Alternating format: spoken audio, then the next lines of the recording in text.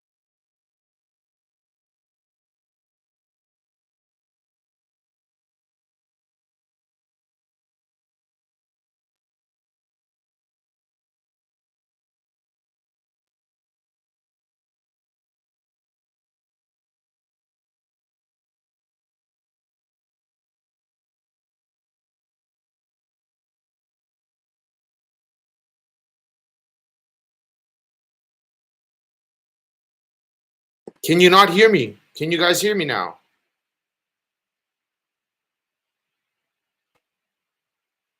Yes, there we go. Finally. Okay, fantastic, fantastic. So glad to have you join us all. Thank you guys very much for being here.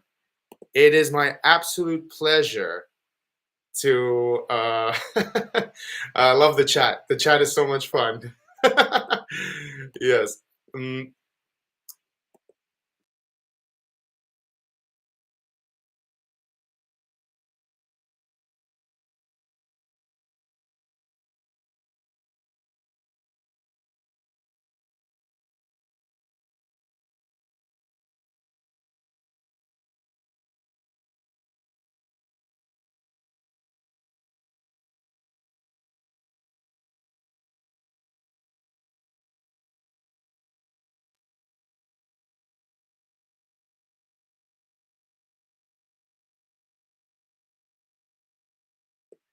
Okay, how about now?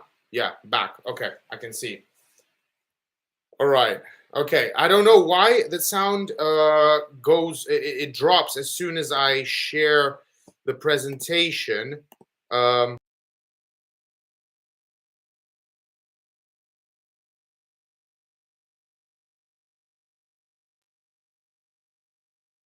It seems that the sound disappears every time I share the slides, so there won't be the slides, unfortunately. But I'm happy to take you through the slides anyway. There isn't much information on there, and they will be shared with everyone. I think even maybe during the stream, maybe the team. Yes. During or after the webinar, I mean, during would be nice. Why not? They can open it and we can go through it together. Regardless, it is my absolute pleasure to be here. Thank you guys for joining. I feel like a superstar YouTuber doing a live stream here, and yeah, what are we talking about today? We're talking about becoming the Wolf of Wall Street, right? And actually, I call this webinar "The Wolf Within." I am. Thank you, Polina. So kind, so kind. So I'm going to share a little bit about myself. I think many of you on the call probably know me already, but for those that don't, I recently, about 2.5 years ago, moved to Russia from South Africa. But before that, I lived in Canada, and before that, I lived in Germany and in South Africa as a child, and in Israel, and I was actually born in Israel. So I've moved here now. I'm in St. Petersburg, and I have to apologize for the mess behind me. Don't pay attention to that. Just ignore it. Just look straight at me, okay? Do not look in my background, all right? And essentially, that's just a little bit about my more, I think, relevant to this stream today is my career path, right? The path I've taken to get to where I am right now. Just so everyone understands, I'm doing the webinar and the English tutoring more out of the love for people and the language. My main occupation is sales. I've been in sales since 15, right? I'm 33 years old now, so that makes 18 years in the sales game. So that ought to give you an idea of how how vested and how deep I've gone into the sales game. I actually love the sales game. Yes, it's not an easy game at all, but it's quite rewarding, not just financially, but I guess spiritually too, in a weird way. So and even though we're talking about the Wolf of Wall Street and kind of the world of finance, I think it's important that we understand that what I'm here to talk about and what we're going to present and what the Wolf of Wall Street was about, in my opinion, was about sales. It's about in many ways it's about selling, because the archetypal sort of sales cycle is absolutely evident in this film, and you'll see that in the presentation. It is hi Irina. Sell me this pen. Yes, Polina. Exactly. I've got a great, we'll get to that. I've got a great comeback to that pen, to that pen sales pitch, because I will not sell you the pen. What I will sell you instead is, I will give you the pen, but what I want to sell to you is a subscription for paper. So I think in the end you're going to spend a lot more money with me, because you're going to have to pay me all the time to get more paper to write with your pen. So prepare your budget. Yeah. So to get back on track, essentially the sales game has taught me everything I know. It's what puts food on the table, but it's also much more than that. For me, I mentioned why it was rewarding, but what I didn't mention is that the sales game has actually ensured that I'm always growing my network of people and contacts. And I'm someone who believes that all human relationships that I start and make have the potential to grow to the absolute, closest possible, format that there could be. So in other words, I believe that with every new person that I meet, we have the potential to not just be acquaintances and friendly with each other, but we could become almost like family. We could even get married. So that's the belief that I go in to any kind of conversation and new engagement with, that what we've started here, our introduction, are us getting acquainted, right? Me picking up the phone, giving you a call, and you answering. That's the start, but that has the potential to grow all the way to us becoming the deepest, best of friends. And I think that's a critical component, at least in my approach, when I'm operating as a salesperson, as a promoter, as a marketer. So essentially, I'm just going to pull up my presentation just to make sure that I'm kind of staying on track. So essentially, for those that have seen The Wolf of Wall Street, you'll remember distinctly that our main character, Jordan Belfort, manages to impress those around him and the people around him with his skills on the phone, with his skills in reaching out to new clients, reaching out to people he doesn't know. Yes, to cold call, that scary combo of words that most people absolutely hate and cannot tolerate. Well, I'll tell you something. Even though my horoscope says that's not really for me, I absolutely love cold calling. There's some kind of an adrenaline rush that I get from engaging someone in some part of the world that has never seen or heard from me, does not know me, but is the challenge for me being to engage them in a conversation and keep them talking with me for as long as possible. And when they do, and when I succeed in doing that, what happens is that the person on the other end of the line has given me the most valuable thing they have already.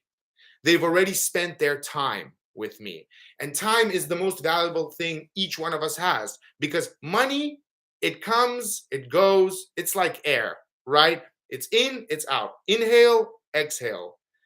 But time spent is absolutely irrecoverable. And so when my counterpart in dialogue spends time with me on the phone, I am absolutely honored. And it is my objective. I'm absolutely determined to make sure that they get value from the time they spend with me in a conversation. And this is the mindset that I go into when I engage new prospects, right?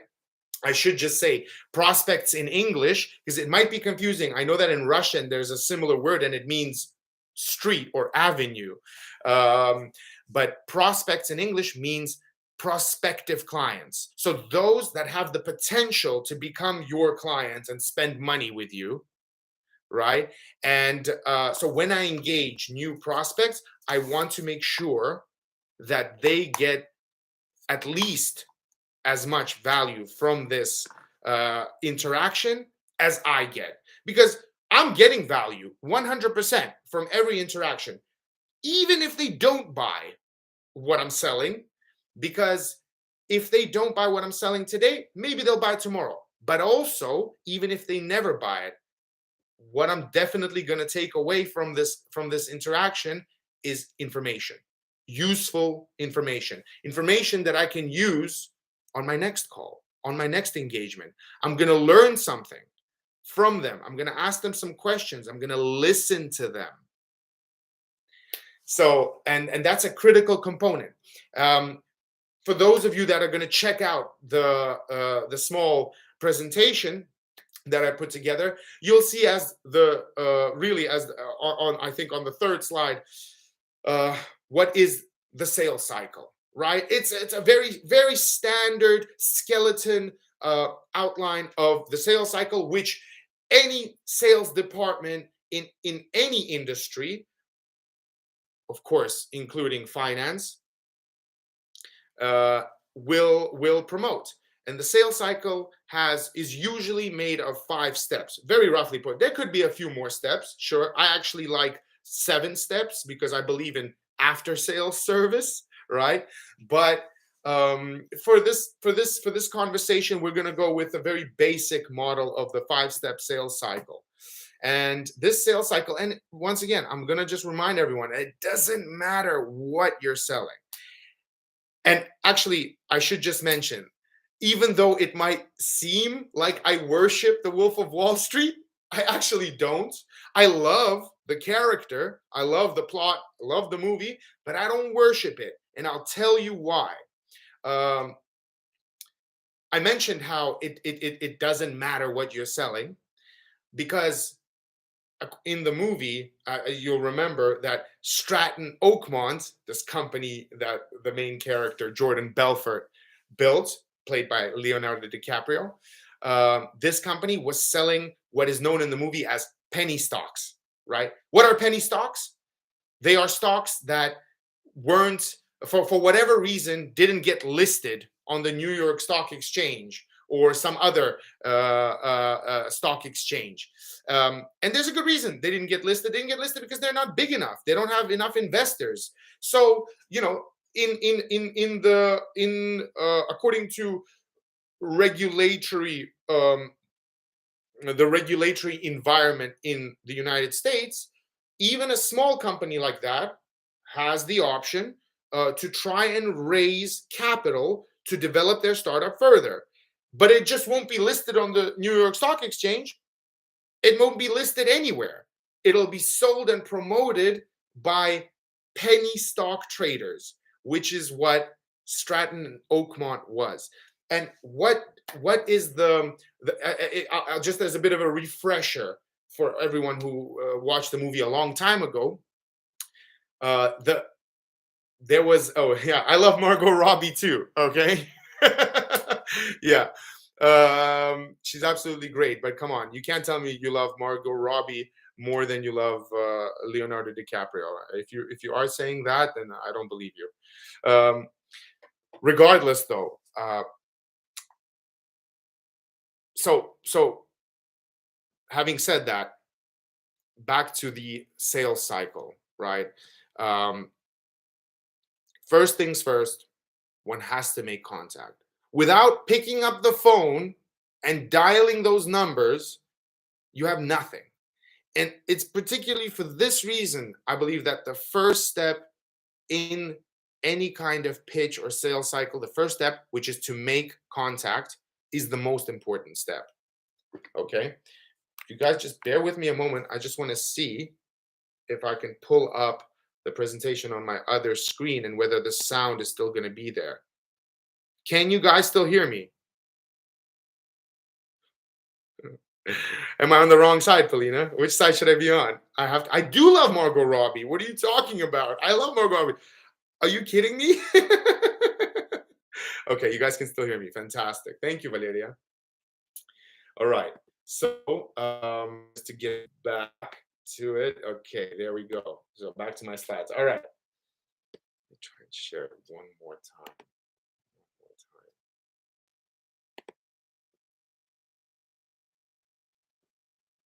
Okay.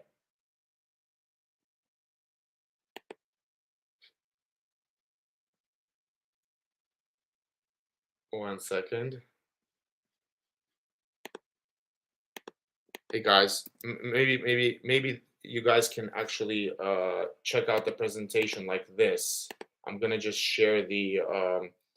I think it'll be useful to actually follow it in such a manner. Just bear with me.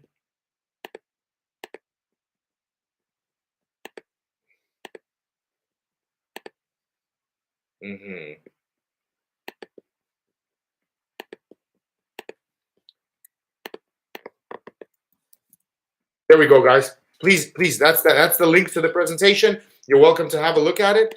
Just for a little bit for easier processing of the information, you know. And if you guys want me to slow down if I'm speaking, then just say so. Then just put it in the chat, and I will. Otherwise, if you guys understand, then great. That's fantastic. Okay, so I hope you guys are all comfortable with spending a bit more time with me today. I'm going to try and keep you here for as long as possible. And hopefully it works. Okay, so we're on slide 3, and we're talking about making first contact being the most important step in any kind of sales cycle. Because without that first contact, you have nothing. You have no prospects. You have no prospective business in the pipeline. For those that don't know, when we talk about the pipeline, we're talking about the sales pipeline. So you put leads and prospects into one end of the pipeline, and you move them along through the stages of the sales cycle. After you make contact with your lead and prospect, you have them on the phone, you have their attention, right? They, for whatever reason, whatever trick you may have used, whatever skill you may have used, whatever you may have said, you're keeping them on the phone. They are listening to you. This is exactly where you want to be for the next step. The next step is to establish the need, right? We're actually going to quickly go over all the 5 steps, and then I'm going to jump to the next slide because we go into them in more detail. So just a basic outline, like I said a few minutes ago, the skeleton outline of the sales cycle: making first contact, establishing the need.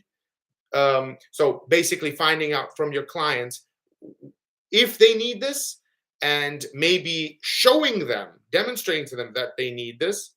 But that starts touching on the 3rd step in the sales cycle, which is the value proposition. So once you've prepared the ground for this need, right? Once you've intrigued your customer, you've perhaps asked questions that got them interested.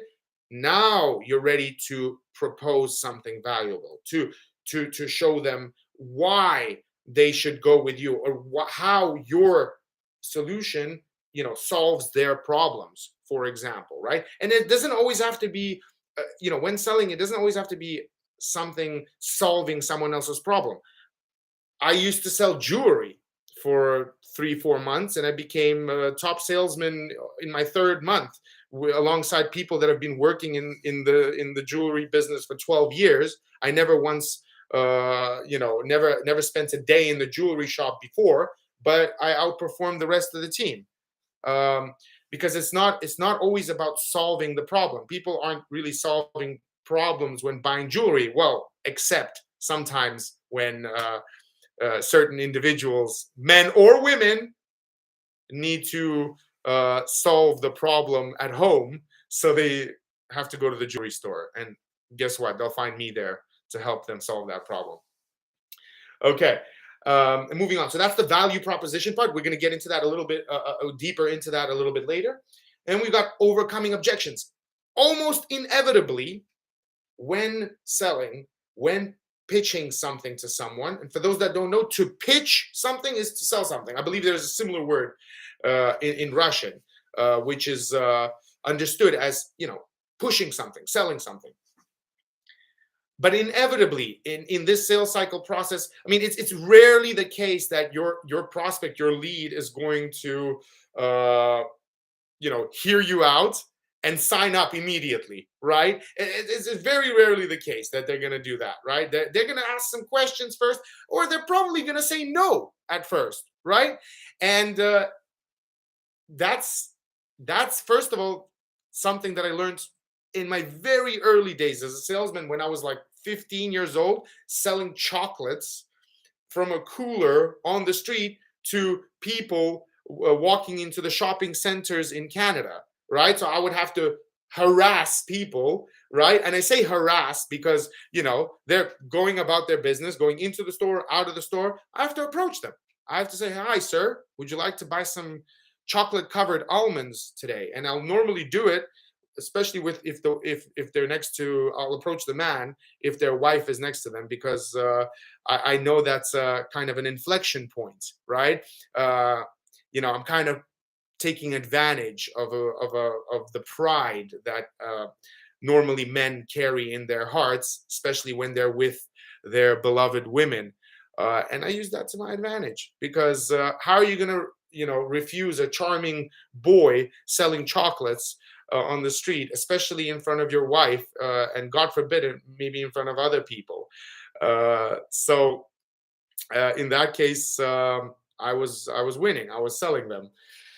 So overcoming objections, absolutely inevitable, and that's also a required skill when in the sales game.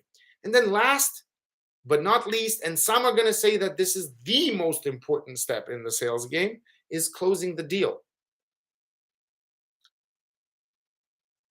I'm not going to argue with the people that say that, but my argument is that without making first contact, you can't even get to the deal. So regardless of that, sealing the deal, absolutely crucial. Because if you did all the other 4 steps but you didn't close the deal, well, you spent a lot of time and you made no money.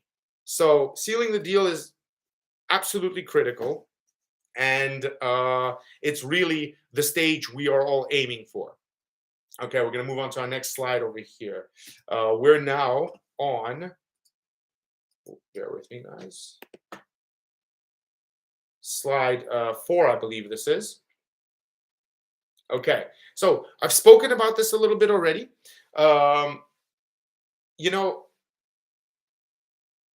A long time ago, I learned to love the phone.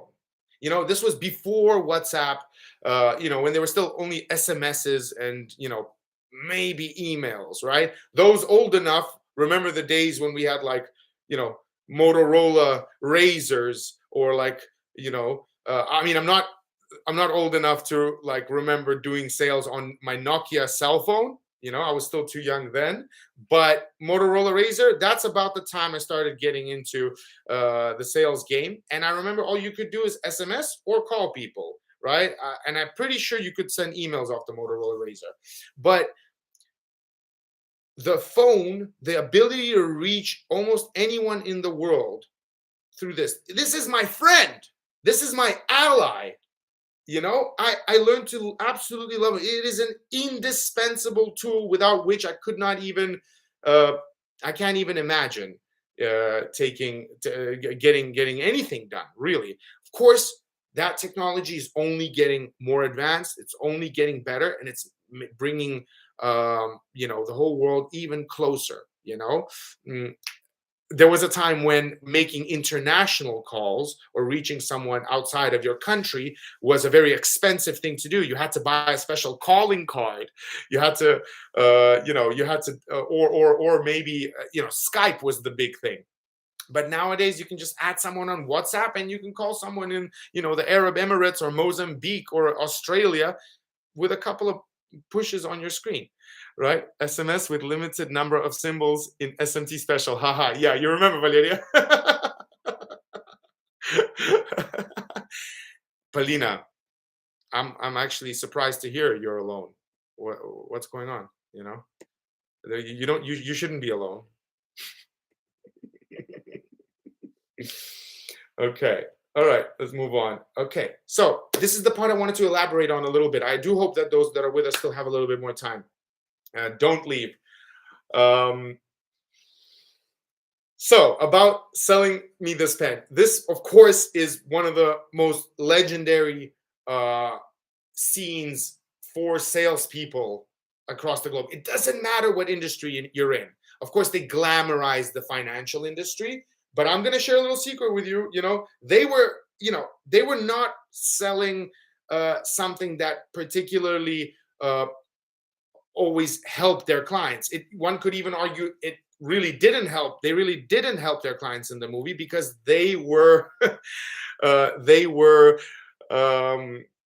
really trying to enrich themselves. And of course, that's why we do this, right? We're trying to help ourselves. But there's a difference between being in the sales game to help, just help yourself, or to provide and offer value to people to then become valuable to them. And Einstein once said, don't try to become rich, try to become valuable. The riches will come themselves, right? So if you're someone that offers value to people, people will come to you and they will themselves give you their money because you are valuable to them and they need you and they want you. So I prefer to do that as opposed to selling something that I know is kind of flawed. And it's flawed because in the movie, many of the company stocks that they sold were, let's just say, not always guaranteed to grow. And, really, even in the mainstream stock market, even in the New York Stock Exchange, even on the Moscow Stock Exchange or the London Stock Exchange, no stock is guaranteed to grow, right? No bond is guaranteed to grow. No any kind of debt obligation, any kind of future option stock, anything like that. None of them are guaranteed to grow. You're taking a risk every time you buy financial instruments. And of course, this is where we can, I guess, discuss strategies and all of that. And I will, for full disclosure, I'm not a financial professional. I'm a keen observer of the market, and I do have some of my own beliefs as to where things are going and what's worth investing into. And just to put it very briefly, I'd say that I'm more inclined to invest for the long term. So I'm more inclined to buy stock and expect it to grow over the next 10 years, right? Because the alternative is to, let's say, speculate, right? And to speculate, meaning to kind of day trade, if you will. And that's a whole separate profession. I mean, there are people that are experienced that have gone and educated themselves on day trading, which is essentially when you trade stock for a living and you're sitting and looking at the screen, looking at numbers and trying to find, based on technical analysis, what might happen with the stock. And you really are playing the market in the hopes of getting a quick return. So it's not like you're investing and then forgetting about this investment, or you continue to, as your income comes in every month, you put some money into the stocks into various other financial instruments, and you're sitting back and you're not really worried about the small jump today, a little jump tomorrow, a drop the next day. Your heart is about to leave your body because you're worried. Some rebels attack shipping lanes in the Red Sea. Boom, the prices of oil and all commodities rapidly jump. All company stocks go down for a day or two. Like, that's a very, very stressful existence. And unless you're a professional in that game, I wouldn't recommend that. But to each his own, right? Who am I to say that you can't succeed like that? You absolutely can. You absolutely can. So, to get back to what we were talking about, I'm a believer in selling something that is truly offers value to people. It adds to the confidence that I have in my product. It adds to me actually being able to sell it, right? It makes me a valuable person to my prospect. If I'm the person that brought them something that solves a problem in their life, improves the quality of their life, actually makes them richer, then I don't really, lose sleep at night, right? I sleep very well. I feel good. I'm not doing anything that is, let's just say fishy or dodgy or anything like that. In fact, throughout my sales career, the only time I sold something, illegal or bad, let's just say, was pirated DVDs in Chinatown in Toronto. So I did that for a few summers. I was like 16 years old. And it was when DVDs were the only way we could watch movies. So this is before Netflix. There was a time before Netflix, for those on the call that don't know. So before Netflix, we had these little DVDs, right? And you put it in a machine, in a DVD player, and it played the movie. And I used to sell those DVDs pirated. Okay, and it wasn't my project. I joined a team of individuals that were doing this, and yeah, we made a lot of money. And looking back, I don't feel bad about that, at all. I don't feel guilty about it at all, right? I mean, that's we offered value. We offered movies, on DVD before they hit the cinema, right? We offered not before they hit the cinema, before they were available on DVD, right? So there is some value we provided, and people bought it and they loved it and they kept coming back. Okay, so just a small example from my personal life. But since those days, anything I've sold has been something that is more oriented towards solving a problem, especially for businesses. So really, I come from the business to business sales environment, and that's what I've done since then. And since ever since about I was 18, ever since I was about 18 years old, the kinds of things I've sold. Well, one of my favorite sales jobs that I've had in the past was working for a company called Thomson Reuters. It is the same company that owns the Reuters news agency. So besides the news agency business, they have a much bigger part of their business is financial analytics, risk intelligence, and corporate governance solutions. Basically, that's a fancy way to say they sold software that packages information in a useful way for all participants in the financial markets in one way or another. Anna, you got a question for me? Okay, so what do I think about day trading? I think day trading is a very stressful environment, right? And maybe a clue is what the movie Wolf of Wall Street revealed to us. I mean, I don't know if you recall, but the guys in the movie did a lot of drugs. They did a lot of drugs and they drank a lot. And I think the stress of selling, stocks the way they did, and maybe even the moral component, if we're really gonna dig into that, because of their product not being exactly the finest product, right? Maybe that's why they had to resort to such a heavy intake of all sorts of narcotics, right? Of course, it offered us a lot of fun when looking at this on the screen, or reading the book by Jordan Belfort, which is what the movie was based on. But yeah, so my thoughts on day trading is that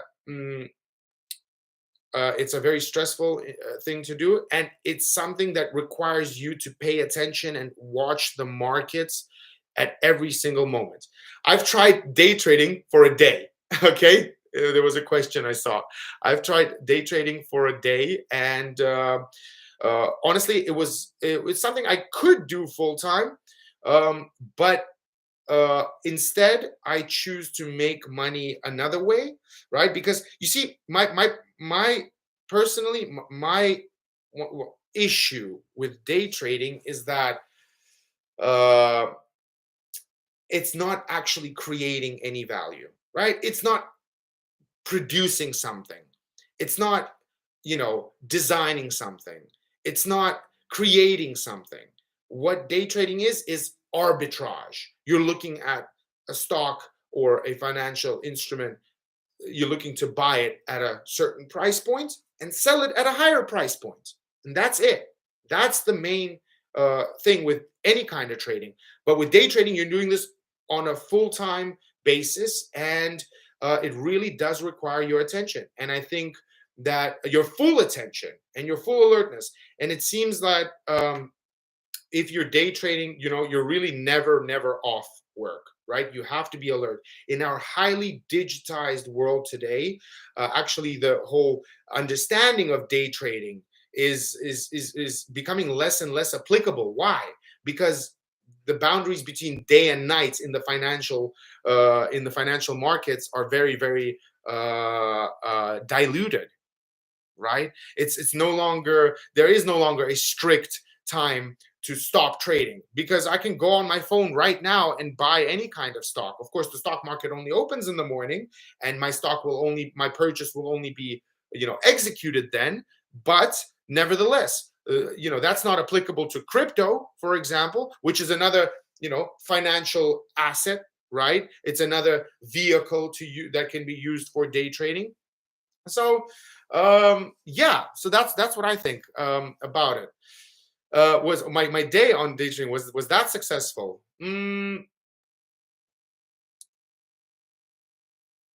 I think I broke even. I didn't lose any money, but I broke even. So I didn't make any money, but I didn't lose any money, but I gained a lot of stress. So that's how it went.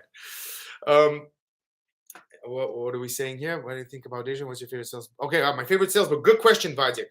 I read quite a few sales books, but I actually Think and Grow Rich by Napoleon Hill, which one is maybe not strictly a sales book with like in the traditional sense, I guess, but I think it is. I think it is quite directly related to promoting something, to offering value, and that's what I see as the main point and purpose of sales, is to provide value in exchange for payment. Okay. And so the book by Napoleon Hill, Think and Grow Rich, recommended to everyone. It's a book that will upgrade your skills and ability to present yourself, to offer value, and to do it in a quicker way and an effective way. And that book has really taught me a lot. But also, the thing to understand and consider about Napoleon Hill's Think and Grow Rich bestseller is that he manages to tie in what I believe is something very important, is kind of a spiritual component into it. And when I say spiritual, I only use that word because when we talk about manifestation of your dreams and turning your dreams into reality, whether that's buying a sports car or becoming a real estate magnate, manifestation is about spirituality, because manifestation requires awareness. It requires clear thinking. It requires distinction and separation between emotion and thoughts. And it requires cool-headedness. And to achieve that state, one has to be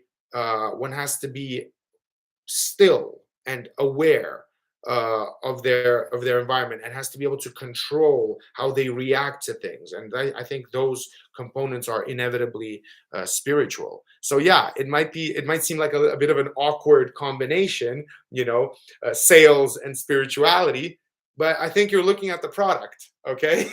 so yeah. And regarding selling this pen, let's get back to that. Sell me this pen, right? So those that don't remember the scene, this is when Leonardo DiCaprio gathers his colleagues at the firm he joined, and they're trying to start up a new firm. They're not trying to; they are starting up a new firm, and he's one could say training them, right, on how to do it, because he is a top sales performer in his as he's demonstrated so far in the movie,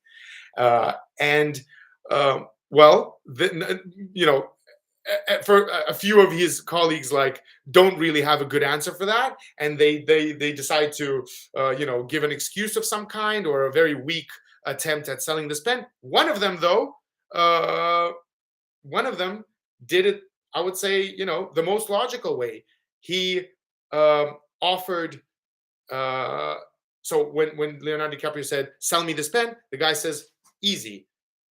Here's a piece of paper. Can you write your name and phone number down there for me?" And Leonardo DiCaprio answers, "Yeah, sure. Oh, wait, I don't have a pen."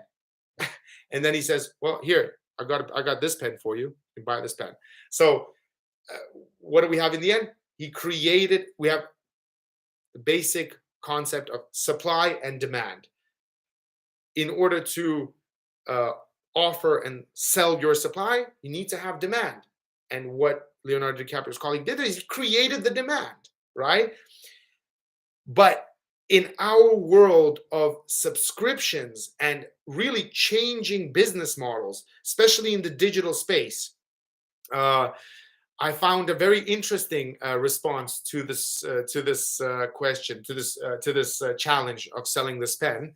And I mentioned it earlier to Polina when she asked, but I'll repeat it for those that have joined us since then. So if you were to ask me to sell you this pen, I would tell you, I wouldn't try and sell you the pen. I would give you the pen, but then I would try and sell you a subscription for paper, okay? Because that's a consumable product. So I know that that's something you're going to need again and again and again and again, right? I'm happy to give you the pen for free, but what I really want is for you to subscribe to my paper, okay? So I thought that was a very interesting take and approach on considering the new realities of business models in our day and age. Okay, so yeah, we're on step 2 of the sales process: establishing the customer's needs, selling me this pen, supply and demand. To basically summarize that for you guys. Okay, now that you've set up, you've laid the groundwork. You've listened to what the customer needs, right? You've established that there is a need, right? They need to write down their name, but they don't have a pen. There's a need. That's a need. That's a green light. Now you're ready for the value proposition. Now you're ready to offer your product. If you had offered your product at step 2 instead of step 3, so you make the call, you reach someone, and now you start selling, very unlikely to get anywhere, because you're just pushing something where there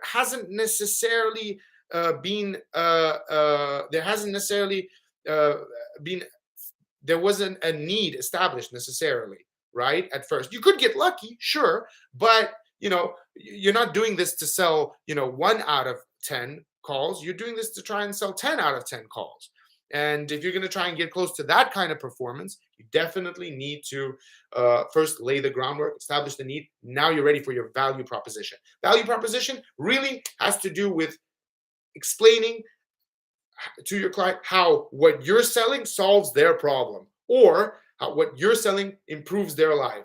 And after having, spent 18 years in the sales game selling pirated DVDs, socks, chocolates, newspaper subscriptions, windows and doors, uh, financial analytics software, subscriptions to all sorts of really business software solutions, logistical services. That's what I do today.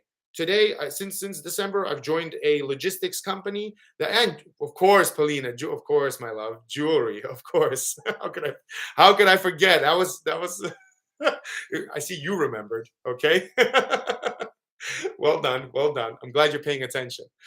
Yeah, yeah, absolutely. Designer jewelry. Uh, that was absolutely amazing. I was actually about to join a cruise ship to sell jewelry on a cruise ship uh, in Cape Town, but unfortunately, COVID changed those plans for me. Yeah, and just to sort of continue, I sold advertising. So right now, I'm selling multimodal logistical services. So right now, my clients are, owners of all sorts of factories in China, in Russia, in Turkey that are trying to move liquid petrochemicals from point A to point B. Find it very exciting. It's extremely challenging and complicated, but I really, really enjoy it because I know I'm offering value and I'm solving a very concrete, real problem for my customer. And that's what drives me forward. So when I've already laid the groundwork, I've qualified my lead, I've established that there's a need. Now I'm ready to tell them about the benefits of my product, why they should go with me. Right? I mean, they're listening. We've already established that there's a need, and now they're trying to decide whether they should buy my product. Perhaps they've already heard from a competitor about their product. Perhaps if we're talking about the financial world, they could be they could have one recommendation to buy a stock of one type of company, let's say Tesla, right? Or to buy stock of Apple, right? My personal opinion, both of those stocks are completely overvalued. I would not buy them. I would not buy them even if you put a gun to my head. Okay, those are not the kind of stocks I want. They're overvalued, meaning that there's so much investment hype around those big ticket stocks that mm, you know, I believe the growth rate, even though they're still growing, but I think that's due to the overvaluation and over purchasing of those stocks by people. I'm more interested in companies where the space to grow is a lot more. So they might be a smaller company today, but they're probably going to triple, over the next 5 years. That's something I'm more interested in, right? But that's also a riskier stock. Okay, so but those that know me know that my appetite for risk is quite high. Okay, I like to take risks, and quite honestly, I have to deal with the consequences quite a lot. But I would prefer to take the risk and deal with the consequences than to not even try. Okay, that's my philosophy. Right, one could call it that. Okay, moving on. Mm. Okay, right. We discussed this a little bit earlier as well. We touched on it. Uh, it's virtually a guarantee that your customer is going to raise objections. They're gonna say yes, but uh, sure, you're right. I like your product, but I don't need this now. For example, right? Or it's too expensive, right? My favorite one. Okay, it's too expensive. Well, I'll tell you what. I heard that excuse every single day, dozens of times each day, especially when selling jewelry. Of course, it's expensive. We're a designer jewelry house, the top cutting house of diamonds in South Africa. And for those that know something about something, know that diamonds come from South Africa for for the most part, or a large part of the world's diamond markets come from South Africa. Actually, Russia produces even um, more more rough diamonds than South Africa does. That's a fact. But never mind that. South Africa is still a top destination for diamonds, gold, and platinum. And I would hear that objection every single day. It's just too expensive. I can't do it. No, right? Well, I have to overcome this objective. That's not where my job stops. That's not where my work stops, right? That's where it begins. Okay. So my job at this point is to not to give up, but to create more value. I need to sell it more. I need to explain to them why this particular piece of jewelry, right? Since we're working with this example, is something that they cannot leave here without, right? Because it's special, because it's unique, because it's so rare, because it's it caught their attention when they're looking at this huge variety of jewelry on offer. So yeah, this is where my work begins. And my job is to overcome these objections by creating even more value. And in the jewelry game, that looks a particular way, as I just described. But in the business solutions game, like, for example, in logistics today, I already know that, our services, the services of my company, are more expensive usually than our competitors. Well, how do we expect to sell anything if our services are more expensive? Well, I'll tell you that we do expect to sell anything. We expect to sell just as many, if not more, than our competitors. And the way we do that is because we offer a superior service. In other words, we're offering more value, and that justifies spending more money with us, right? We are trying to make the life of our customer easier. We keep them updated. We respond faster. We use a particular tone and language when talking to them. We really try and set ourselves apart from the rest of the offers on the market.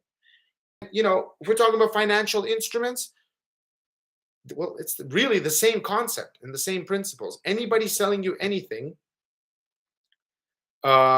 needs to create value. Why should you pick one financial instrument over another? Why should you pick, stock of one company over another? It's about the value. Okay. Last but not least, we reached the finale, and that is to close the deal. Close the deal. I've trained salespeople. I've made these mistakes myself. I've run a team of salespeople before, and it's a very tragic mistake to witness is when people have done good work, bringing the customer, getting them ready, offering value, then overcoming all the objections. And when the critical moment comes, they didn't show the killer instinct and close the damn deal. That's why there's another, super famous movie.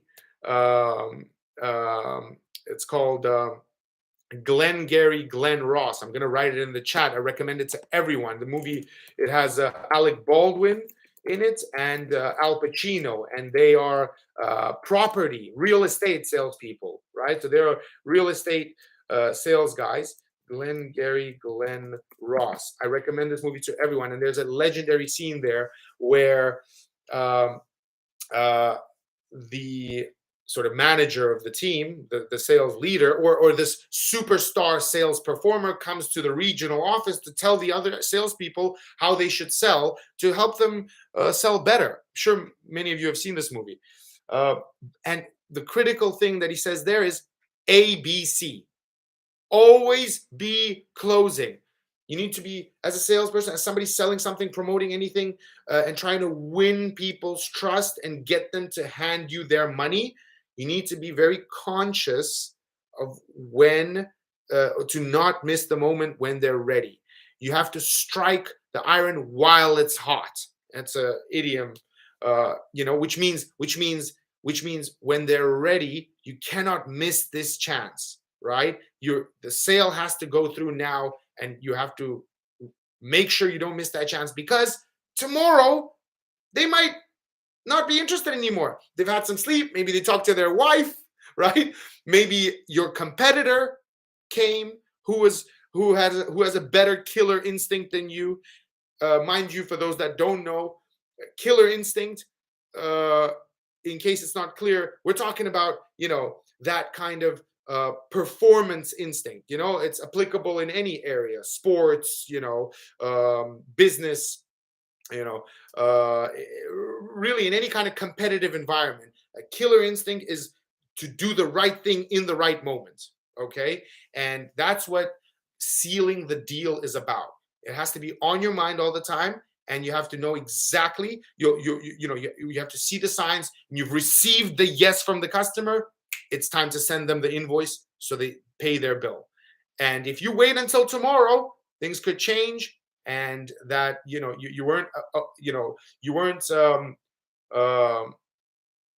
didn't strike in the right moment, and you're risking losing this deal. Guys, if there are any other questions, wait, let's see. I have a favorite series with so many deals called Suits. Polina, thank you. You remind me of that. Actually, I have to watch that. People have been telling me about that for a long time.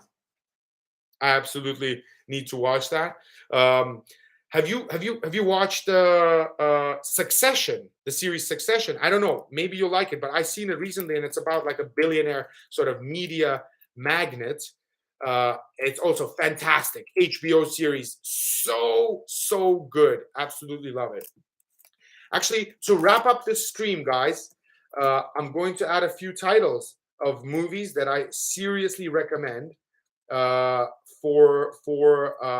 people interested in sort of digging deeper into sales, finance. Of course, Wolf of Wall Street is I'm sure everybody already knows about. And those that haven't seen The Big Short, oh my God, drop everything and watch this movie. It is fantastic. Okay, if you need a little bit more motivation, if you're giving me objections about watching The Big Short, let me create a little bit more value for you and tell you that Ryan Gosling is playing the main role. Okay, how about that?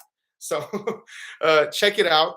What else? We had Boiler Room, The Big Short, Glengarry, Glen Ross.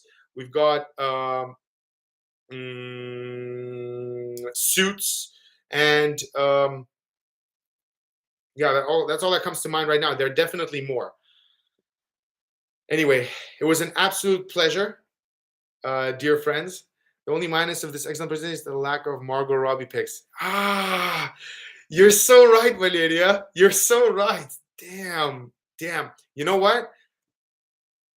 It's about the business, okay? In this presentation, in this stream. But yeah, you're right. Absolutely. I'm going to take that as feedback and use it on my next webinar. Okay. That's what we're going to do here. I really appreciate that feedback. Thank you, Anna. Thank you so much. Vadik, thank you guys for joining. It was such a pleasure talking to you guys. I really appreciate it. And I hope you join us again sometime. Yeah. And Palados, you're the best. That went well. It was a pleasure to spend time with you, man. So cool. So cool. Loving the feedback. Victoria. Okay, nice. So many people. Love it, guys. Thank you very much for joining, and I hope to see you again sometime. Good night, and good luck.